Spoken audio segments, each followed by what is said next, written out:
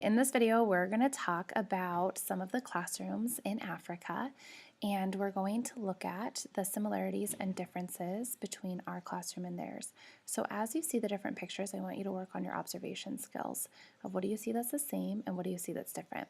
This first picture is one of the classrooms, and as you know, in many parts of Africa, the kids cannot attend school because they don't have money for books or for uniforms, or they have to help with chores or go and walk for water. But those who do get to attend classrooms, a lot of times they look like this. And much of this paper is recycled paper. It's like the back of something that had been shipped. They just keep using the paper over and over and over again. And you'll also notice in the window that there's no glass. So sometimes the windows are just open and sometimes there's some boards that are shutters. This is me with one of the local teachers, and you can see in the corner she has a little reading nook where the kids could go in and read and do projects. This is very typical of what seating would look like in a classroom. They use these wooden benches that have been used quite a bit, and you can see the floors are usually dirt. Sometimes they'll have a little bit of a type of a cement, but it's been there for a while, so you can see it starting to peel. Here's the kids out at recess, and you can see a pulled out view of what the classrooms look like. They loved playing soccer, and this would be like what their yard would look like.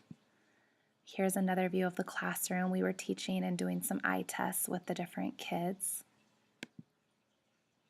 The teacher is in the bottom right corner, and then you have a couple other teachers from other classrooms, and you'll notice they use chalkboards. One thing I found really awesome was that they use every single piece of the chalk. So even the itty-bitty teeny ones that we would normally throw away, they would use. This was what lunch looked like. Here's another view of what those windows look like in the classrooms. This was a school that had worked with an organization to fund a library, and you can see all the different books they have and what their library looks like. We were able to collect books as one of our service projects all from Calabasas, California, and take them over to help build their library. This was a group that was able to receive those books, and they were in their like gym time uniforms for play. Here's us reading and interacting with them. We then brought out some things that they were really excited to see and hadn't seen before, like balloons and bubbles. So this was, again, just their recess yard. And one thing that I found completely awesome was they were so excited to see crayons. This is what their pencil, now there were very few people who actually had like pencil pouches, but this was one kid's, and you look how small those pencil pieces are. But he was so excited and so grateful, and you can see a little piece of folded paper in there.